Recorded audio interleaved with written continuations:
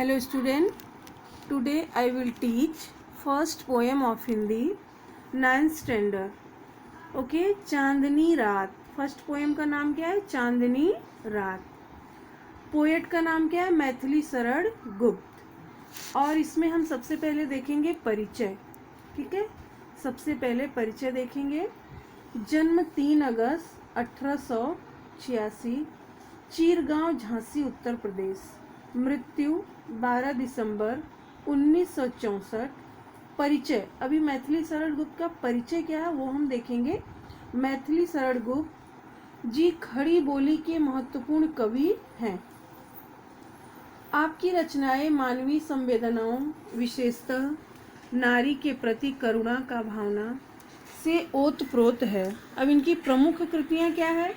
साकेत, महाकाव्य, यशोधरा, जयद्रथ वध, पंचवटी, भारत, भारती, खंडकाव्य, रंग में भंग, राजा प्रजा आदि नाटक. ये सब इनकी कृतियां हैं, प्रमुख कृतियां. अभी हम पद्य संबंधी देखेंगे. खंडकाव्य. खंडकाव्य में क्या है? इसमें मानव जीवन की किसी एक ही घटना की प्राधान्यता होती है.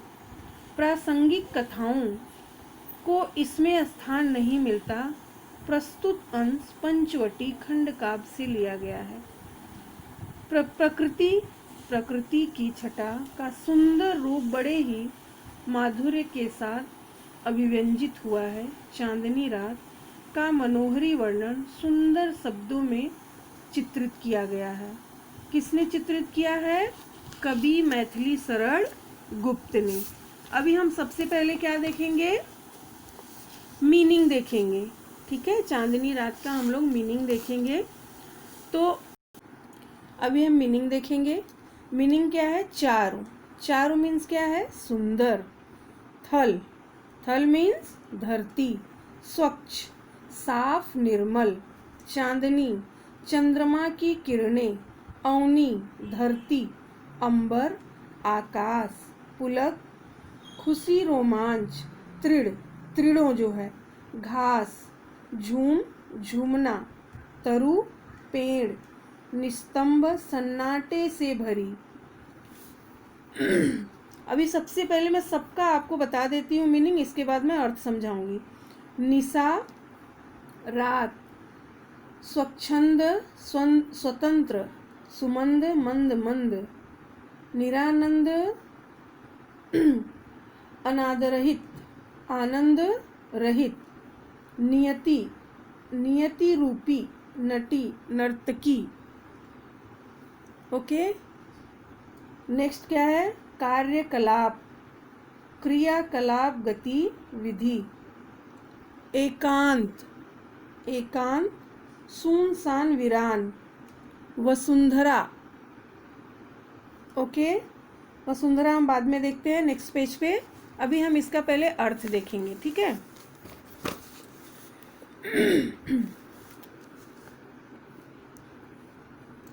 अभी हम अर्थ देखते हैं. चारु चंद्र की चंचल किरणें खेल रही है जलथल में. स्वच्छ चांदनी बिछी हुई है अवनी और अंबर तल में. तो इसमें कवि क्या कहते हैं? कवि मैथिली शरण गुप्त जी कहते हैं कि चांदनी रात का वर्णन, कवि ने चांदनी रात का वर्णन करते हुए कहा है कि सुंदर चंद्रमा की किरणें जल और थल में फैली हुई हैं. संपूर्ण पृथ्वी तथा आकाश में स्वच्छ चांदनी बिछी हुई है. कहाँ बिछी हुई है?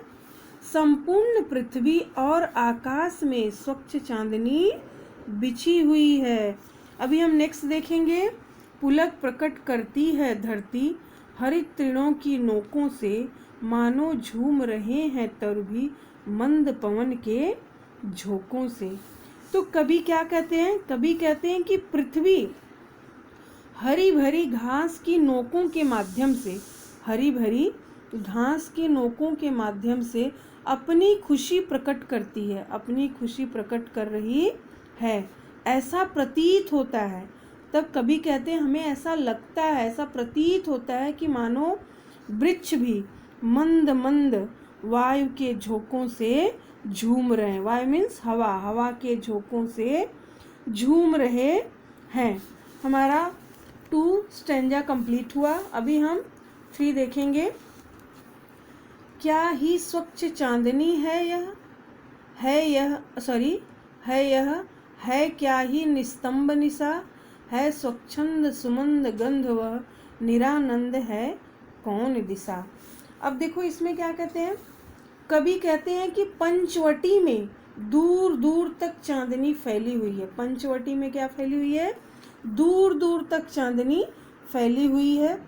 वह बहुत ही साफ दिखाई दे रही है, बहुत ही साफ दिखाई दे रही है। रात सन्नाटे से भरी है, रात क्या है, एकदम सुनसान सन्नाटे से भरी है। कोई शब्द नहीं हो रहा है, कोई शब्द नहीं हो रहा है। वायु स्वच्छंद होकर अपनी स्वतंत्र चाल से मंद मंद बह रही है। मतलब हवा क्या है, स्वच्छ होकर के, स्वतंत्र होकर के अपनी चाल से वो मंद मंद मतलब धीरे धीरे बह रही है। इस समय कौन सी दिशा है, इस समय कौन सी दिशा है जो आनंद ले रही है, अर्थात सभी दिशाएं इस सौंदर्य से आनंदित हो रही हैं। उत्तर पश्चिम और सभी दिशाओं में आनंद ही आनंद व्याप्त है। कभी क्या कहते हैं कि अर्थात सभी दिशाएं इस सौंदर्य का से आनंदित हो रही हैं। उत्तर पश्चिम आदि सभी दिशाओं में आनंद ही आनंद व्याप्त है। अभी हम देखेंगे नेक्स्ट देखेंगे। अभी हम फोर्थ स्टैंजा देखेंगे। बंद नहीं अब भी चलते हैं नियति नटी के कार्यकलाप, पर कितने एकांत भाव से, कितने शांत और चुपचाप। अब हम इसका अर्थ देखेंगे। कभी कहते हैं कि कोई भी दिशा आनंद शून्य नहीं है, कोई भी दिशा आनंद शून्य नहीं है। मतलब उनका कहने का मतलब है कि कोई भी दिशा है वो एकदम शून्य नहीं है, चुप नहीं है। ऐसे समय में भी नियति नामक शक्ति विशेष, ऐसे समय में नियति नामक शक्ति विशेष के समस्त कार्य संपन्न हो रहे हैं। मतलब जो शक्ति है, नियति की जो शक्ति है, वो विशेष के समस्त कार्य संपन्न हो रहे हैं। कोई रुकावट नहीं है, कोई रुकावट नहीं है। वह एक भाव से अर्थात अकेले अकेले और चुपचाप अपने कर्तव्यों का निर्वाह किए जा रही है। क्या कर रही है वो? वह एक भाव से अर्थात अकेले अकेले और चुपचाप अपने कर्तव्यों का निर्वाह किए जा रही है। ओके, अभी हम नेक्स्ट स्टैंजा देखेंगे। हाँ, अभी हम इसको देखते हैं। है बिखेर देती वसुंधरा, मोती सबके सोने पर, रवि बटोर लेता है उनको सदा सवेरा होने पर। अभी मैं आपको इन सब की मीनिंग भी बता देती हूँ और पहले अर्थ बता देती हूँ। पहले मैं मीनिंग ही बताती हूँ, बाद में अर्थ बताती हूँ। और विराम दाहिनी अपनी संध्या को दे जाता है, शून्य श्याम तनु जिससे उसका नया रूप छलकाता है। पंचवटी की छाया में सुंदर पर्ण कुटीर बना, उसके सम्मुख स्वच्छ शिला पर धीर वीर निर्भीक मना। जाग रहा है कौन धनुर्धर, जबकि भुवन भर सोता है। भोगी कुसुमायुध योगी सा बना दृष्टिगत होता है। अब मैं आपको इसकी मीनिंग बता देती हूँ। मीनिंग बहुत छोटा सा ही है, बता देती हूँ आपको। वसुंधरा, हमने वसुंधरा तक स्टॉप किया था ना। अब मैं वसुंधरा का आपको बताती हूँ। धरती, वसुंधरा मीन्स धरती, ठीक है। अब हम देखेंगे विराम दाहिनी। विराम दाहिनी क्या है? विराम दाहिनी में आराम देने वाली। शून्य, शून्य मीन्स आकाश। अभी श्याम तनु, श्याम तनु मीन्स सांवला शरीर, सांवला शरीर। अभी हम देखेंगे नेक्स्ट का पर्ण कुटीर। पर्ण कुटीर मीन्स पत्तों की कुटिया, पत्तों की कुटिया। अब हम देखेंगे शिला, शिला मीन्स क्या होता है, चट्टान या पत्थर। अब देखेंगे निर्भीक मना, निर्भीक मना मीन्स निडर मन वाला।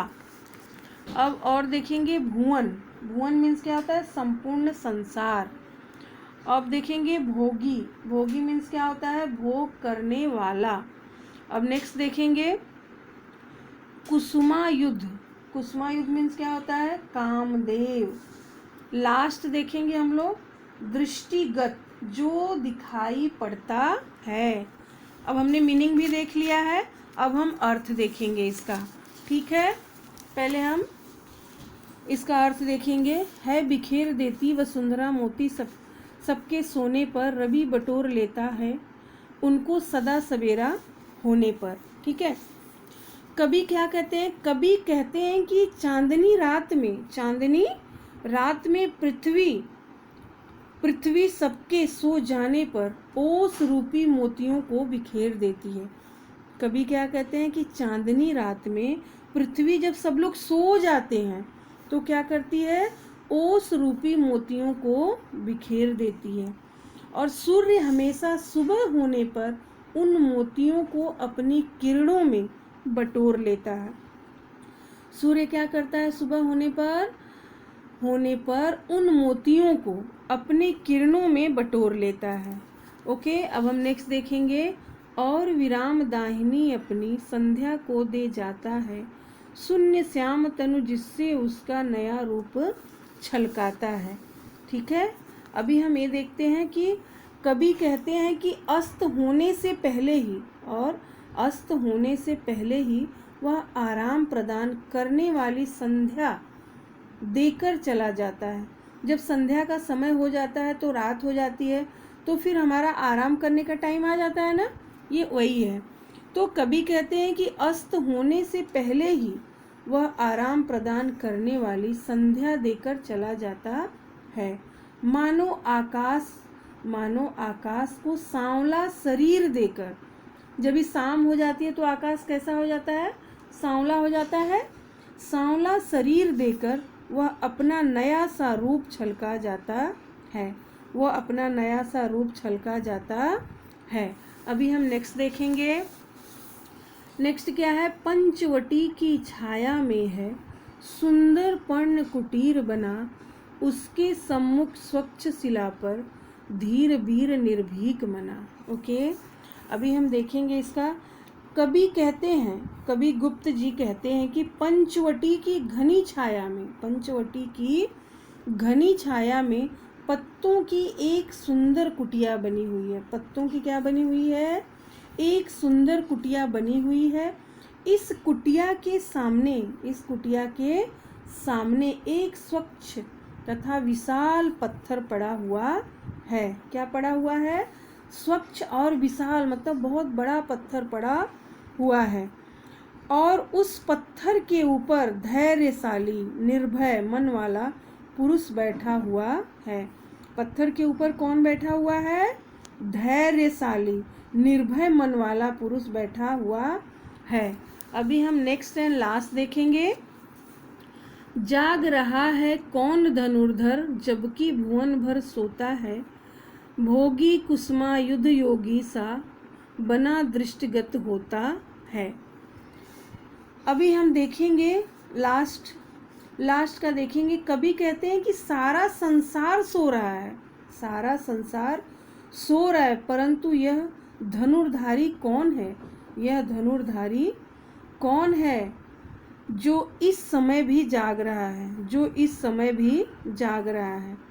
यह वीर ऐसा दिखाई पड़ता है, कभी कहते हैं कि यह वीर ऐसा दिखाई पड़ता है जैसे भोग करने वाला कामदेव यहाँ योगी बनकर आ बैठा है। उनको क्या कर रहे हैं, भगवान की उपाधि दे रहे हैं कि ऐसा लग रहा है, ऐसा दिखाई दे रहा है कि जैसे भोग करने वाला कामदेव यहाँ योगी बनकर आ बैठा है। तो यहाँ आपका लेसन फिनिश होता है, और इस लेसन को आपको पोएम को ध्यान से वीडियो को सुनना है और समझना है आपको। ये पंचवटी से लिया गया है। आपका जो कविता है और कविता को बहुत ही ध्यान से पढ़ना है और आपको ये कविता लर्न भी करना है। और मैंने एक एक स्टैंजा का आपको मीनिंग बताया है, वो मीनिंग आपको होमवर्क में लिखना है और सेंड करना है। Okay, thank you.